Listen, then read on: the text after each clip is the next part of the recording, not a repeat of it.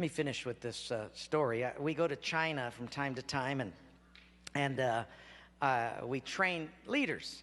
And this time we brought up 22 leaders from the Hunan province, and they rode 13 hours on a train to get to a hotel that they came up 2 by 2 in these elevators so as to not draw any attention. And then they got to a hotel room, a little apartment room. It's only about 700 square feet. In the little living room, no air conditioning, hardwood floor, 22 sat there. I came in, and when you teach in China, you start at 8 in the morning and you don't get done till 5 at night. You teach the whole day. They were sitting there, all 22 of them, and I looked around and I said, now, if we get caught, what will happen to me? They said, oh, you'll get deported in 24 hours and we'll go to prison for 3 years. I said, you're kidding. How many of you have been in prison for your faith? Out of 22, 18 raised their hands. I thought, no way. And I looked at him and I said, you 22 people, how many people do you oversee? Because they were all of these small group leaders, underground church leaders in the Hunan province. I said, how many, if you counted up all the people under your jurisdiction, how many would it be? And they counted them up, and they said, little over 20 million. I said, what? See, we forget there's 1.3 billion people in China. This is crazy.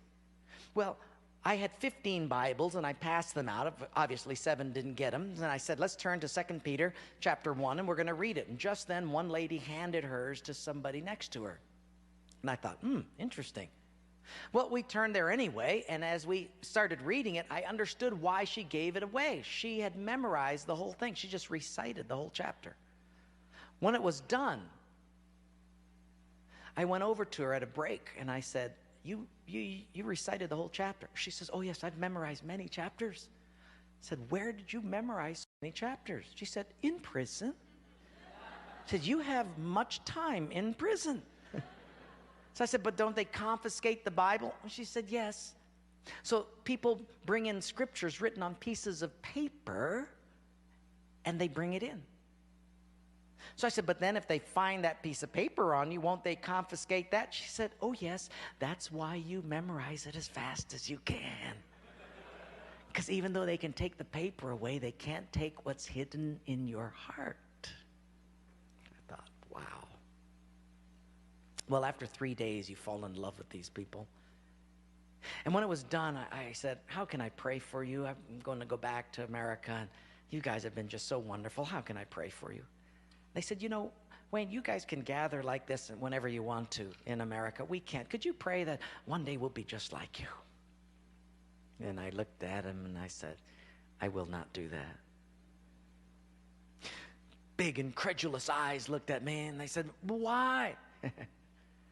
I said, because you guys rode a train for 13 hours to get here. In my country, if you've got to drive more than an hour, people don't come. You sat on a wooden floor for 3 days. In my country, if people have to sit more than 40 minutes, they leave. You sat not only here for 3 days on a hard wooden floor, but you did it without air conditioning. In my country, if it's not padded pews and air conditioning, people don't often come back.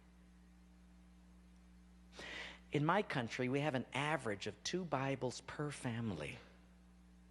We don't read any of them.